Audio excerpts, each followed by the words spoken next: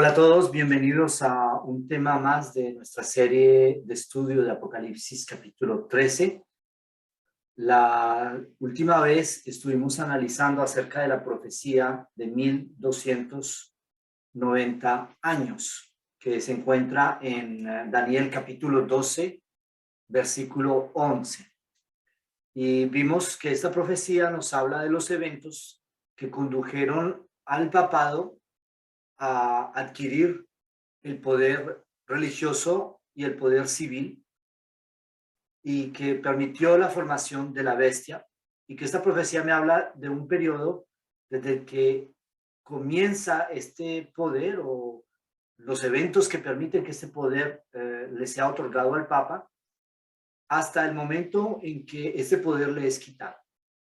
Y nosotros vimos la semana pasada que estos eventos empiezan en el año 496. Vemos que el punto de partida no es el 496, pero es una fecha, un año muy importante, porque en el 496 se bautiza el rey Clodoveo en la fe católica.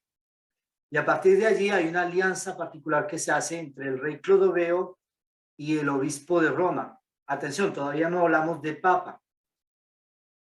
El Papa aparece, la figura del Papa aparece un tiempo después, en el año 508. Y antes del año 508, en el año 507, el rey Clodoveo, en un lugar que se llama, en francés se dice le Champ de Mars, el campo de Marte, que es aquí en París, reúne a todos los dignatarios del reino y hace una declaración hostil a los arrianos, y declara de que es menester eliminar a los arrianos para que la fe arriana no domine, sino que la fe dominante sea la fe católica. Y a partir de allí se lanza una campaña militar para destruir a las tres tribus arrianas que se oponían a la teología católica y a la dominación del obispo de Roma. Y finalmente, en el año 508, son vencidos los arrianos y queda el camino abierto para que el obispo de Roma adquiera en sí mismo el poder religioso que ya lo tenía y adquiera además el poder civil. Y en ese momento se forma la bestia de la que nos hablan las profecías de Apocalipsis 13 y otras tantas profecías bíblicas. Y nosotros vemos de que a partir del 508 empieza un periodo de 1290 años de dominación. Nosotros sabemos la fecha del año 538, que es la fecha oficial a partir de la cual el emperador Justiniano envía una carta al Papa dándole todo el poder civil y religioso en el imperio de Occidente, y a partir de allí empieza la bestia a reinar. Y esto es una profecía de 1260 años que también estudiamos y que ya la vimos en el estudio de Apocalipsis también. 1260 años o 42 meses. Y ambas profecías nos llevan a los eventos de 1798. Y es una cosa muy interesante que vimos también la semana pasada, es de que los francos, es decir, los franceses, los francos le dan el poder al Papa, y en 1798 son los francos, pero ya son los franceses, los revolucionarios franceses, quienes quitan este poder al Papa. Y en 1698 las tropas del general Berthier llevan cautivo al Papa, quien muere en cautiverio, y los revolucionarios franceses decapitan la Inquisición y quitan todo el dominio geopolítico al Imperio Católico y permiten que los católicos nombren un nuevo papa, pero este tiene solamente una autoridad religiosa, no tiene más autoridad civil.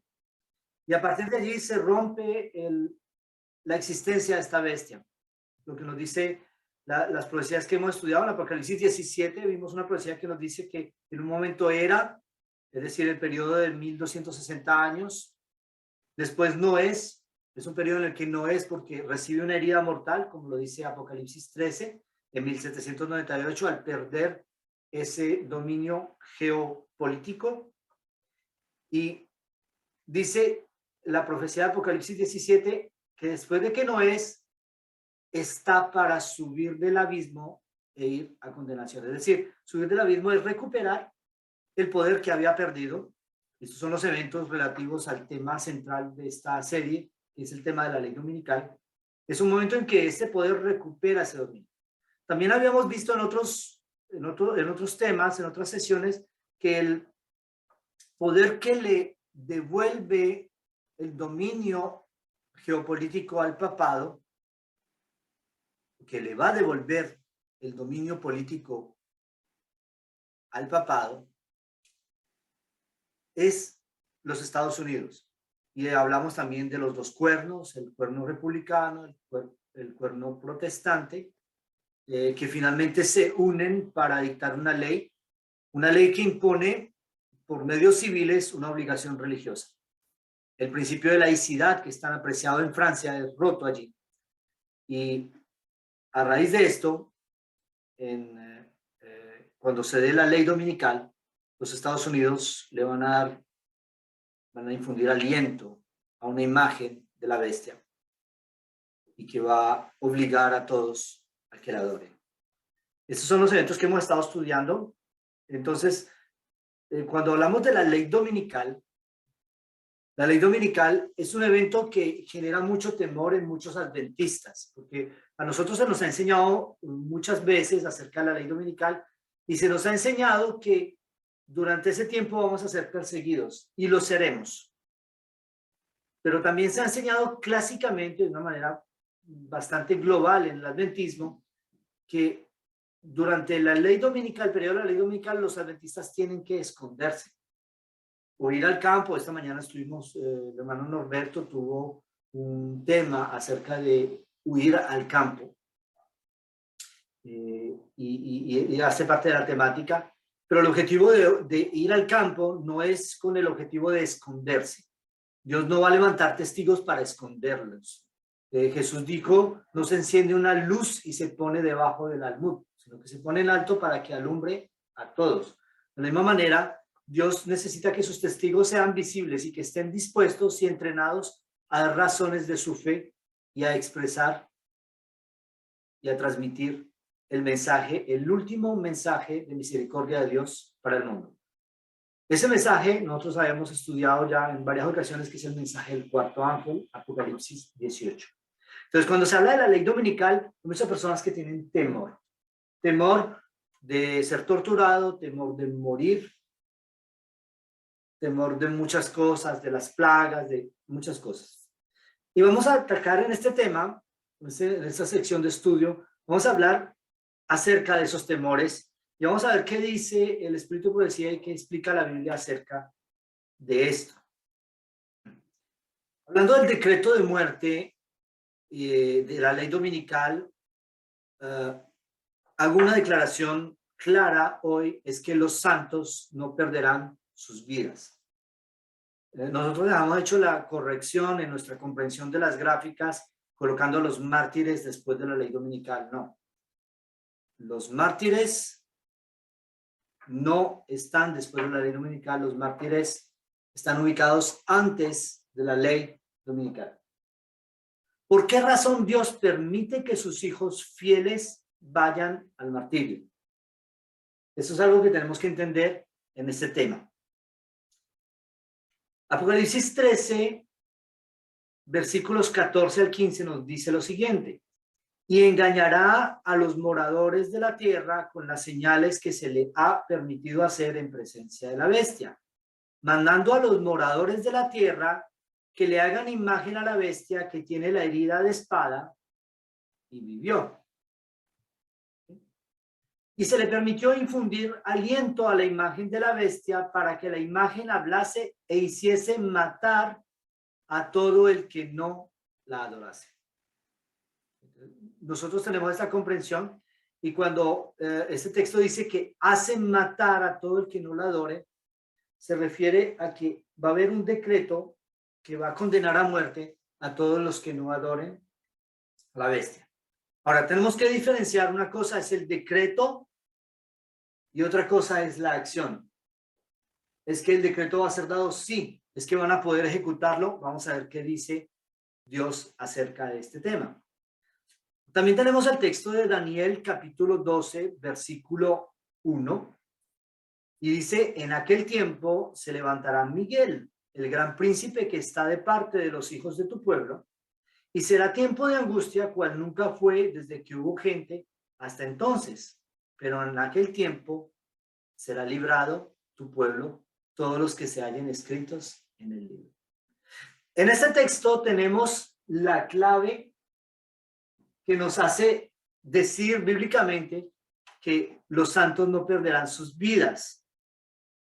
En aquel tiempo se levantará Miguel, el gran príncipe que esté parte de los hijos de tu pueblo, y será tiempo de angustia cual nunca fue desde que hubo gente hasta entonces. Entonces, un tiempo de angustia muy fuerte. Nosotros hablamos de dos tiempos de angustia, el pequeño tiempo de angustia y el gran tiempo de angustia.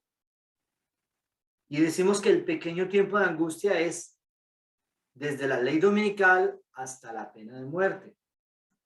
Y decimos también que desde la pena de muerte hasta el retorno de Jesús es el gran tiempo de angustia. Y el gran tiempo de angustia es grande en intensidad, pero no en duración. El pequeño tiempo de angustia es pequeño en intensidad, pero no en duración. Es decir, que el pequeño tiempo de angustia, desde un punto de vista cronológico, es más largo que el gran tiempo de angustia. ¿Ok? Pero Daniel 12:1 nos dice, pero en aquel tiempo será librado tu pueblo, todos los que se hallen inscritos en el libro. Y yo quiero invitarles a que hagamos una lectura cruzada. Una lectura cruzada entre estos dos textos. Vamos a delinear esta parte.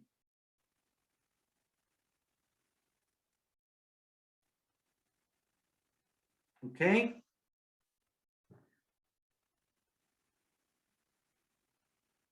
Y vamos a unirla acá. Y se lo leemos así.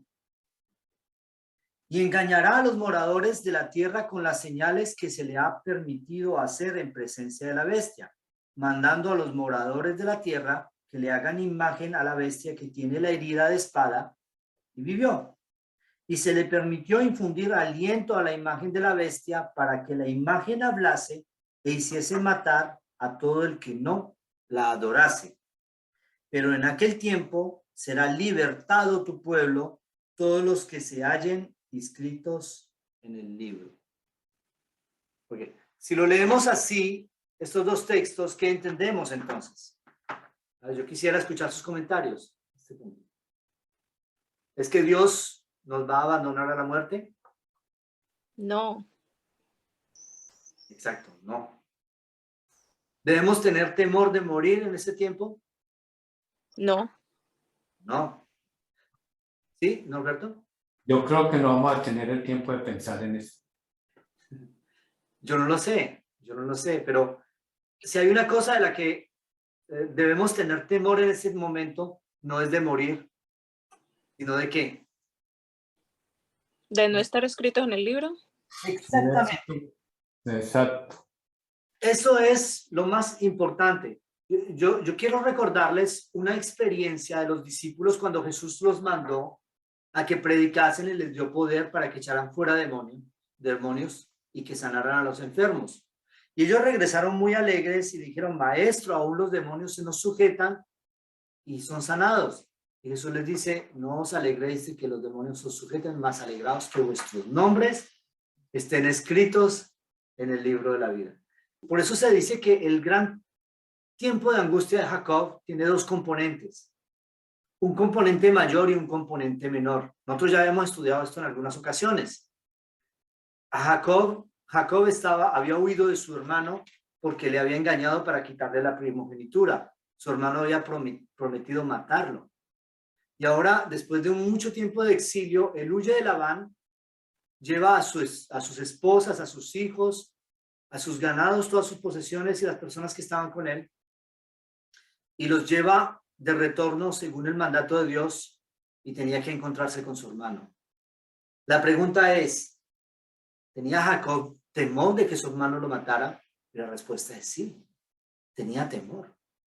Era tanto el temor de Jacob que él decidió de separar el campamento en dos, y dijo, si ataca uno, el otro huya. Por lo menos queda algo. Y él tenía mucho temor. Esa era una gran problemática de Jacob. Y él se aleja para orar, y allí se enfrenta a su segundo temor, que era el mayor.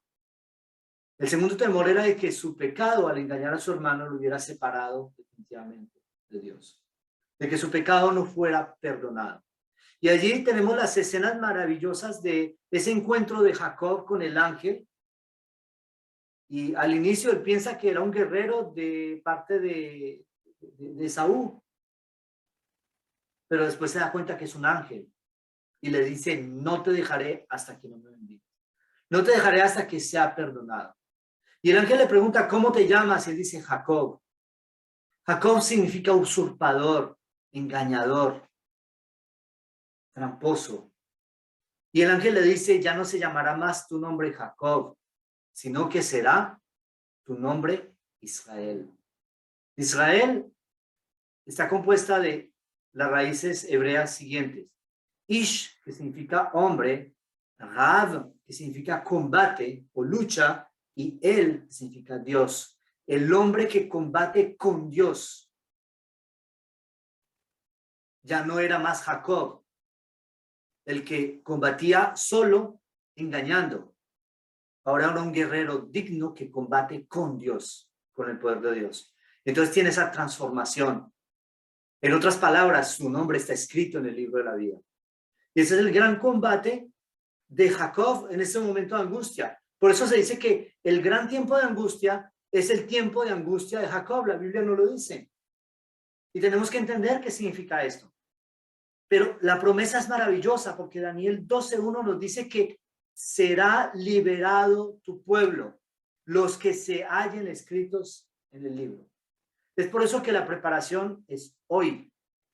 No debemos tener temor a perder nuestras vidas durante el tiempo de angustia. No. Debemos tener temor de que nuestros nombres no estén escritos en el libro de la vida del Cordero. Y ustedes ya saben cómo es que nuestros nombres pueden estar escritos en el libro de la vida del Cordero.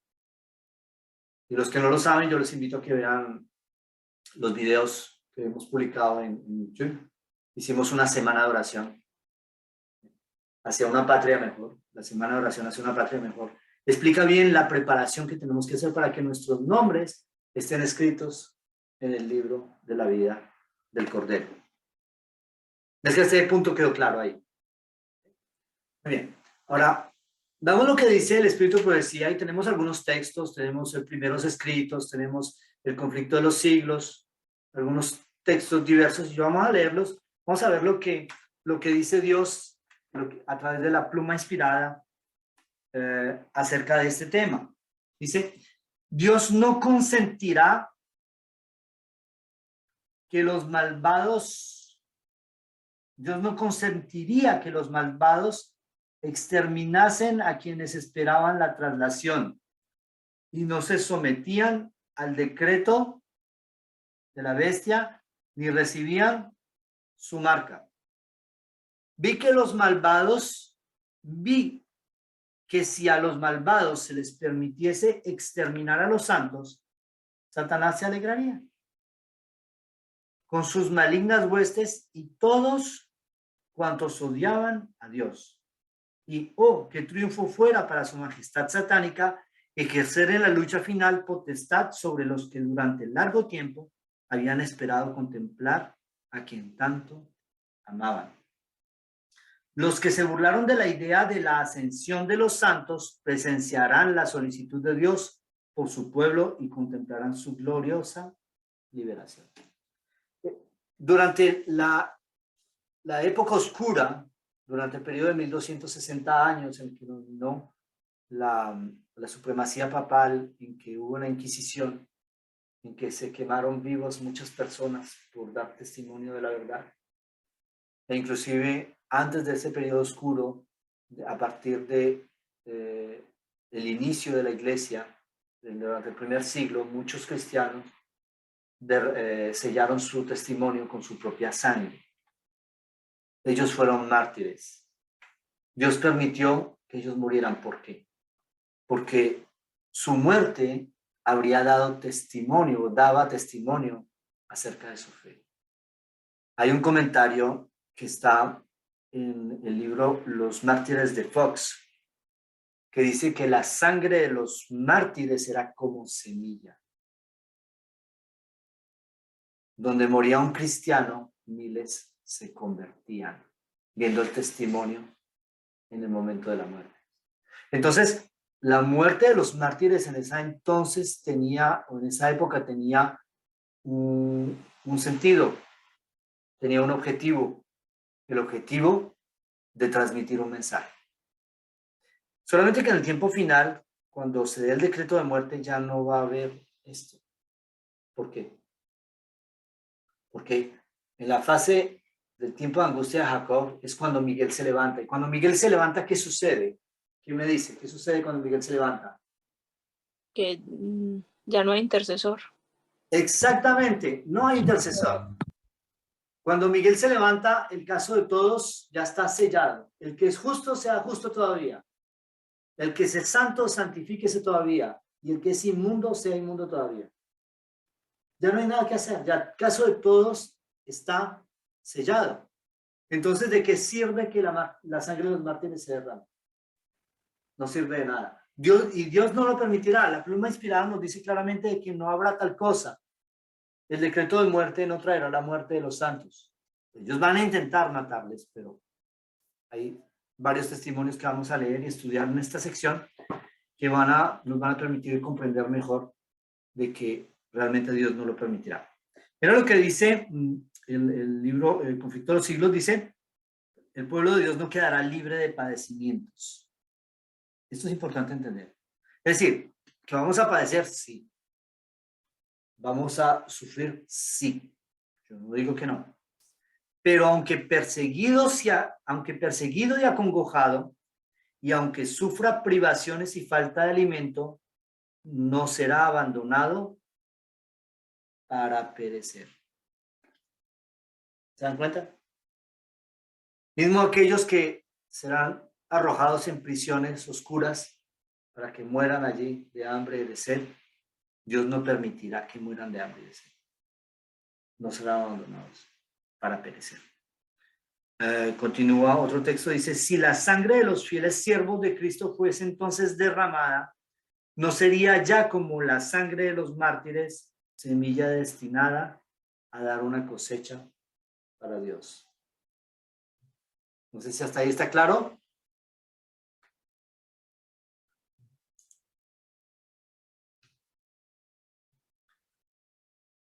Y aquí entramos en una parte muy interesante, porque cuando nosotros analizamos el tiempo de angustia, tenemos que ver algunos textos que son paralelos.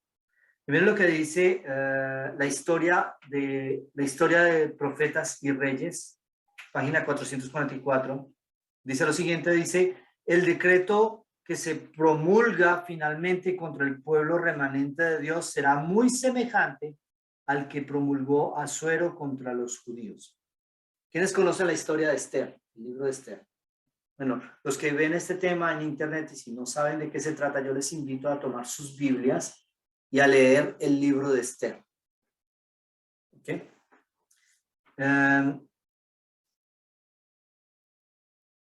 Hoy los enemigos de la verdadera iglesia ven en el pequeño grupo que observa el mandamiento del sábado un Mardoqueo a la puerta.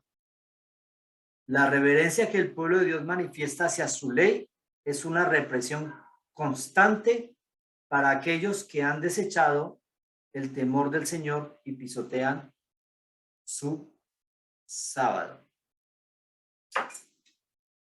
¿Estamos? ¿Qué encontramos aquí en este texto? ¿Qué hace Elena G. White? Según la metodología que hemos estudiado. ¿Quién me dice? Hace una aplicación por parábola.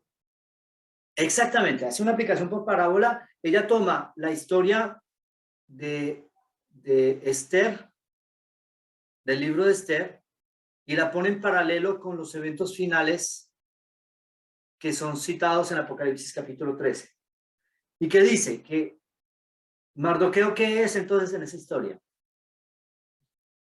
Representa el sábado. Es que Mardoqueo representa el sábado. Leamos con atención. Hoy los enemigos de la verdad, vamos a subrayar. Hoy los enemigos de la verdadera iglesia ven en el pequeño grupo que observa el mandamiento del sábado un Mardoqueo. ¿Ok? Un Mardoqueo a la puerta. ¿Quién es Mardoqueo? Mardoqueo es el pequeño grupo que observa el sábado, ¿sí o no? Significa que Mardoqueo vamos a ser nosotros. En la historia de Esther, Amán, que era el chambelán del rey, odiaba a Mardoqueo. ¿Y por qué le odiaba? Porque Mardoqueo no le adoraba a él, sino que adoraba solamente a Dios.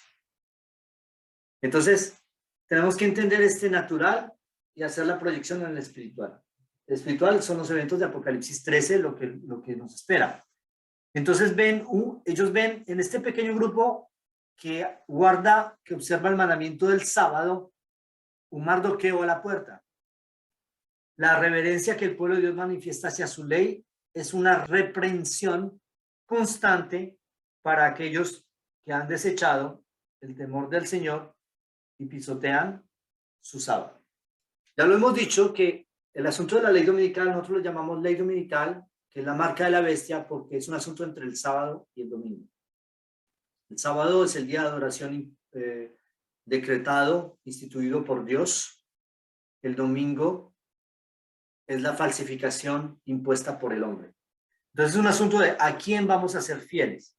Vi después que los magnates de la tierra consultaban entre sí y Satanás y sus ángeles estaban atareados en torno de ellos. Vi un edicto del que se repartieron ejemplares por distintas partes de la tierra, el cual ordenaba que si dentro de determinado plazo no renunciaban los santos a su fe peculiar y prescindían del sábado para observar el primer día de la semana, quedaría la gente en libertad para matarlos. ¿Okay? Si el pueblo de Dios pone su confianza en él, Señor, y por fe depende de su poder, los ardides de Satanás serán derrotados en nuestro tiempo, tan notablemente como en los días de Mardoqueo. Podríamos hacer una derivación de este tema y estudiar el libro de Esther. Yo sé que muchos quieren y están esperando desde hace algún tiempo que hagamos este tema. El punto de partida sería este texto, ¿ok? Entonces, ¿qué piensan ustedes? Sí. ¿Sí? ¿Sí quieren? Sí, claro, claro. Bueno. Vamos a hacer un paréntesis y estudiar el libro de Esther. Entonces yo voy a ver cómo lo organizo en la serie y yo les aviso para que empiecen a leer el libro de Esther, para que estén al tanto de los detalles del libro y podamos hacer una aplicación de natural a espiritual. Ahora, miren una cosa, el decreto de muerte precede al fin del tiempo de gracia, es decir, que se da el decreto de muerte, el decreto de muerte es como la gota que hace rebosar el vaso de la ira de Dios. Y se agota la misericordia de Dios. Miren lo que dice el texto. Y en aquel tiempo se levantará Miguel, el gran príncipe que está por los hijos de tu pueblo, y será tiempo de angustia cual nunca fue desde que hubo gente hasta entonces. Mas en aquel tiempo será libertado tu pueblo, todos los que se hallen escritos en el libro. Daniel 12:1. Cuando llegue ese tiempo de angustia, cada caso se habrá decidido. Dice que cada caso que sucederá, esto es importante, lo voy a subrayar, cada caso se habrá decidido. Ya no habrá tiempo de gracia ni misericordia para el impenitente.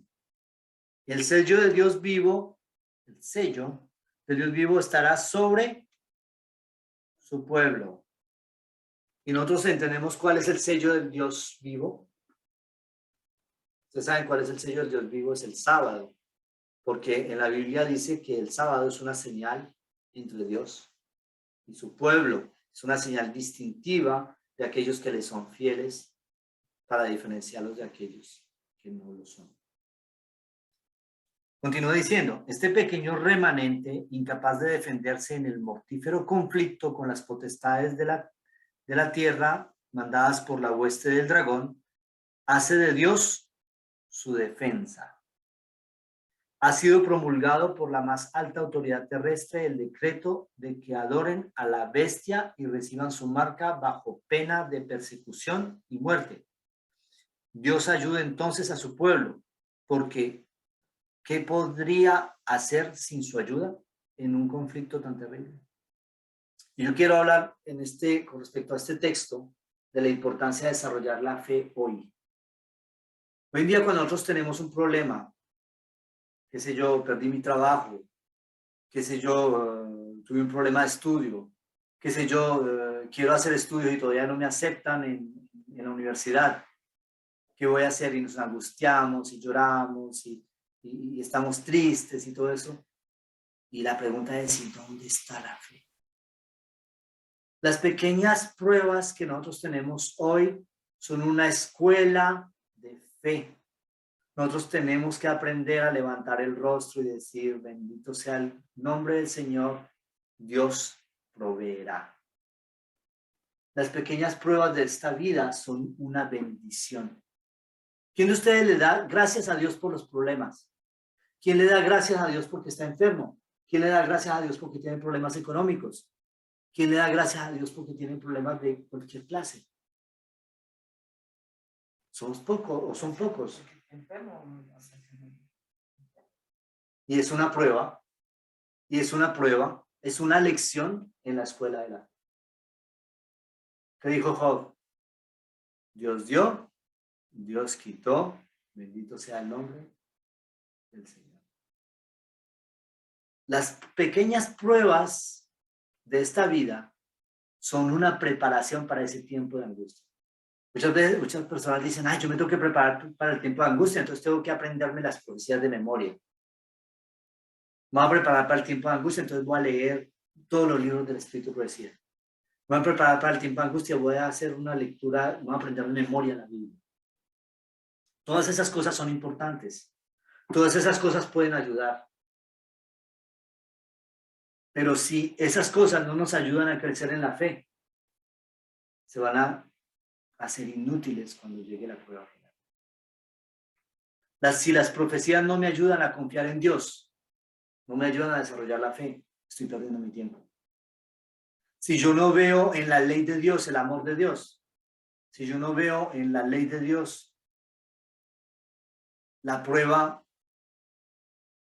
infalible que puedo confiar en Él, poco importa cuál sean las circunstancias, entonces estoy perdiendo el tiempo.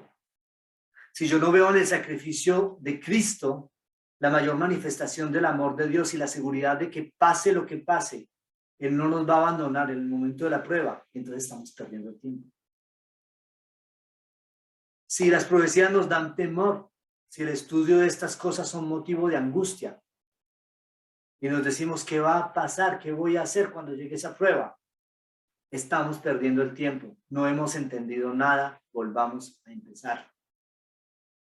Porque la mayor necesidad del pueblo de Dios en el gran tiempo de angustia, la mayor necesidad que tienes tú y que tengo yo en ese momento, o que vamos a tener en ese momento, es de tener una fe inquebrantable, una confianza indestructible en Dios. Y la confianza solo se construye mediante el conocimiento. Yo no puedo confiar en alguien que no conozco. Yo no le puedo confiar mi vida a un desconocido. Pero cuando esa persona, yo la conozco, cuando yo conozco a la persona y sé que nunca me ha fallado, y sé que es fiable, y sé que no me va a fallar, y sé que puedo confiarle mi vida, entonces yo tengo confianza. ¿Cómo podemos confiar en Dios si no lo conocemos? ¿Cómo podemos conocerle si dudamos de Él permanentemente? Entonces, la mayor preparación que nosotros podemos tener para ese tiempo de angustia es una fe inquebrantable en Dios. ¿Y cómo aprendemos a tener fe? Pues cuando vienen los problemas, digámosle, Señor, yo sé que esto no lo puedo resolver yo sé que no tengo los medios y que va a ser duro, sí, va a ser duro, pero yo confío en ti. Tú sabes mejor, tú sabes por qué trajiste esta situación en mi vida y por qué tengo que hacer frente hoy. Y entonces vamos a tener confianza en Dios. Y entonces vamos a estar preparados para ese tiempo de angustia que es una prueba final. Muy bien, entonces yo quisiera hacer un alto aquí y dar un espacio para preguntas y respuestas. Yo tengo una. Sí, Norberto. Cuando se dice que Clodoveo se bautizó, ¿estamos hablando de un bautismo literal o simbólico? No, literal. Se bautiza, él es bautizado como católico con el bautismo Porque, la aspersión, ¿no? porque hasta donde yo tengo idea, hasta donde tengo conocimiento, la Iglesia Católica no bautiza a adultos. Sí, lo hacían. Sí, lo hacían. Y lo hacen. La iglesia católica bautiza a adultos cuando ellos no son católicos y se quieren convertir a la fe católica. Claro, lo hacen aún hoy. Ahora, la práctica del bautismo de los niños viene... Ahora, como usted me habla de esta práctica, pero es un paréntesis en el tema, Roberto. La práctica del bautismo de los niños tiene su origen en la propagación de las teorías del infierno. Ustedes todos han oído hablar de las indulgencias. Las indulgencias eran documentos firmados por el Papa que eran como bonos o billetes que permitían pagar su deuda de pecado. Entonces, cuando alguien cometía un pecado con la indulgencia, pues ya quedaba absuelto y ganaba el cielo. Estaban comerciando con el perdón. Entonces, las indulgencias eran una fuente de ingresos muy fuerte para la Iglesia Católica y lo fueron hasta hace muy poco tiempo. Entonces, para darle fuerza al asunto de las indulgencias, ellos sacaron la doctrina del infierno, con la doctrina del purgatorio y, o sea, mediante esto ellos hacían de que, por ejemplo, las personas que quedaban en vida, cuando perdían un ser querido, los que quedaban en vida, podían interceder por el muerto y podían comprar una indulgencia para que el muerto no se quedara atascado en el purgatorio, allí en sufrimiento, sino que pudiera ir al cielo. Claro, ellos se bautizan por los muertos también. Esto es una herejía, es una blasfemia, pero, en fin, eso fue lo que sucedió en la historia.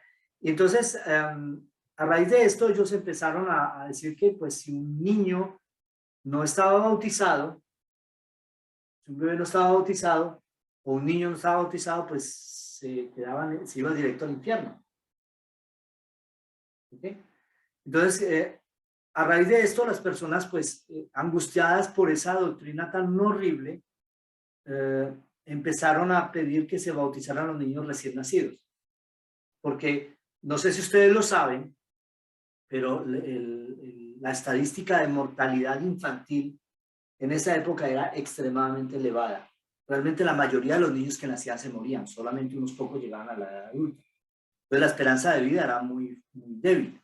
Y entonces los padres tenían temor de que esos niños que nacían fueran directamente al infierno. Entonces ellos empezaron a bautizarlos a raíz de eso. Y es ahí que los católicos empiezan a bautizar a los niños. Ahora, o sea que antes se bautizaban pero me imagino que el bautismo era por aspersión, no por inmersión. Sí, el bautismo católico siempre fue por aspersión. El bautismo bíblico por inmersión fue conservado solamente por aquellos que eran fieles al testimonio bíblico. Por ejemplo, tenemos historia como de los valdenses, que en francés dice la Vallée de Vaudois, que se encuentra entre Italia y Francia. ellos se escondieron en las montañas y ellos seguían una fe bíblica pura. Y ellos hacían su bautismo por inmersión. ¿Sí? Y los valdenses son son al origen, o sea, ellos son ¿cómo decir? Los ancestros de todos los protestantes y de todos aquellos que guardaron una fe bíblica pura y también son nuestros ancestros, ¿no? Que nosotros seguimos esa misma línea de los valdenses. Yo tengo una pregunta. Entonces, cuando se den decretos de muerte, por ejemplo, seguro que los que no están escritos en el libro van a creer que están escritos y van a dar su vida por Dios, me imagino. No, no hay tal cosa, no hay tal cosa. Ahora, esta es una pregunta que es muy, muy común cuando se habla de este tema. Hay una cosa muy interesante. Para enfrentar el decreto de muerte, eso no va a ser una cosita muy leve, ¿ya? Va a ser bien duro, va a ser una verdadera prueba. Para enfrentar el decreto de muerte, uno tiene que estar dispuesto a morir por Cristo. Y para estar dispuesto a morir por Cristo se necesita la influencia y la presencia del Espíritu Santo. Y el Espíritu Santo se va a retirar de todos aquellos que no estén escritos en el libro de la vida. No sé si hasta ahí me están entendiendo. Es una clave importante para ese momento. Por favor, traten de recordar esto que estoy diciendo en este momento porque es importante. Porque va a ser de mucha ayuda cuando ustedes estén en un momento de angustia. En el gran momento de angustia, en el gran tiempo de angustia, si ustedes están dispuestos a dar su vida por la verdad, por honrar a Dios, significa que el Espíritu Santo no se ha ido de ustedes. Aquellos que van a estar engañados pensando que están santos, santificados, son aquellos que han llegado a la conclusión de que habían estado en un error, de que oponerse al mandato de adorar el domingo, van a llegar a la conclusión de que era un error bíblico y que no habían entendido bien y que van a profesar una nueva fe. Ellos van a estar convencidos de hacer la voluntad de Dios cuando en realidad lo único que están haciendo es condenándose. Estas personas van a estar privadas de la influencia del Espíritu Santo. Pero aquellos que siguen el mandato bíblico y que se van a encontrar entre aquellos que son perseguidos, el hecho de estar perseguidos en ese momento es una prueba irrefutable que el Espíritu Santo está en ellos y que no están dispuestos a sacrificar la verdad. No sé si eso respondió a tu pregunta. Gracias por esta pregunta muy importante. Sí, Norberto. Hay una cosa y es que cuando nosotros estudiamos la vida de los mártires, ese libro muy bueno de los mártires de Job, cuando estudiamos no vemos en ninguna parte que ellos se oponían a la muerte. O sea, ellos inclusive eran capaces de entrar cantando la hoguera. Sí. Eso, para poder hacer eso, se necesita de verdad la ayuda del Espíritu Santo.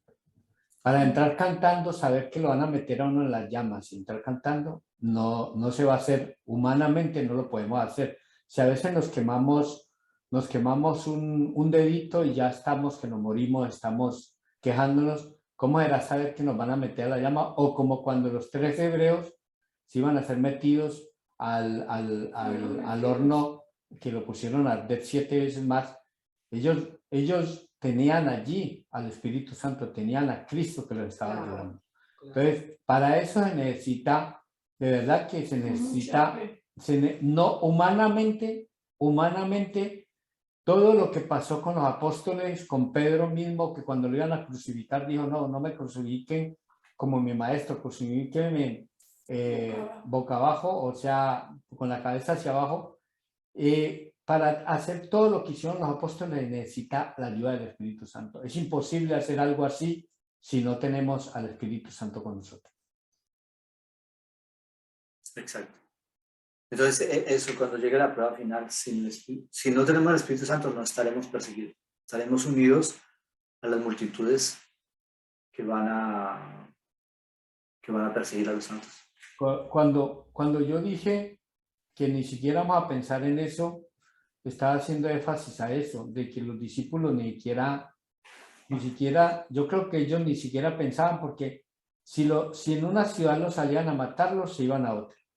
Y si en esa ciudad también salían a perseguirlos, se iban a otra.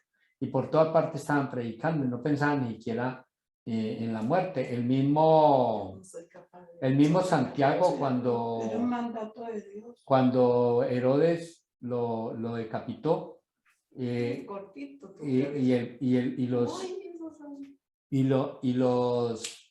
estaban allí los mismos cristianos viendo esa escena. Ellos estaban dispuestos a dar su vida. Yo creo que Santiago en ningún momento pensó, él fue llevado. Pedro también, Herodes lo iba a matar y no pudo porque los ángeles lo libraron. Entonces, todas esas experiencias las debemos nosotros tomar en cuenta. Gracias, Alberto. Sí, buenos días, hermano. Yo quería saber qué pasará con los niños en el gran tiempo de angustia y en la persecución. ¿Ya ellos también van a pasar por todo eso? Obviamente sí. Obviamente sí. Los niños van a pasar por eso, los que estén niños en este momento van a pasar por eso. Sin embargo, Dios va a tener un cuidado particular acerca de los niños. Hay que saber de que Dios nos pide cuentas de lo que nos ha dado. Obviamente la diferencia entre un niño y un adulto, hay muchas diferencias, pero una de las mayores diferencias es el tiempo y las oportunidades que he tenido de conocer la verdad. En función de esto, Dios va a proveer lo necesario. Y a los niños desde muy pequeños, muy temprana edad, hay que enseñarles a tener confianza, una confianza implícita y total en Dios. Entonces es deber de los padres preparar a los niños también para el tiempo de angustia. No sé si Charlos hizo responder tu pregunta. Sí, y los niños también van a morir, creo, ¿no? Algo leí sobre eso. Hay muchos niños que van a morir. Sí. Ahora, verán, antes el gran tiempo de angustia está reservado para aquellos que hacen parte de los 144,000. Sí, hay textos que dicen, y nosotros tal vez los vayamos a citar en esta serie, que dice que muchos van a ir al descanso, es decir, a la muerte, por accidentes, por enfermedad y todo eso, pero eso se va a dar antes de la ley dominical. ¿Okay? Y antes del decreto de muerte, por supuesto. Ahora, todos aquellos que estén en vida para enfrentar este asunto, en el momento en que Miguel se levante, en el momento en que se acabe el tiempo de gracia, van a tener que estar preparados para ello. ¿A quién le va a tocar? No lo sabemos. Es por eso que la preparación no excluye a nadie. La preparación es para todos. Yo no sé si Dios me va a dar el privilegio de estar vivo cuando Él regrese en gloria y majestad. Tal vez, entre tanto, yo vaya al descanso. No lo sé. Pero si no es el caso, yo tengo que prepararme hoy. No puedo esperar que los eventos últimos se empiecen a dar delante de mis ojos para yo pensar en prepararnos. Será demasiado tarde. Igual manera para los niños. ¿Quién sabe, Charo, si los niños que se preparan hoy para esa crisis final van a ser los adultos que van a estar en pie cuando Cristo llegue? Yo no lo sé. Yo no puedo afirmar ni esto ni lo contrario. Pero en todo caso, lo que sí puedo decir es de que la preparación es para todos, sin excepción. Para niños, para adultos, para ancianos. ¿Sí responde a tu pregunta, Charo? Sí, hermano, gracias.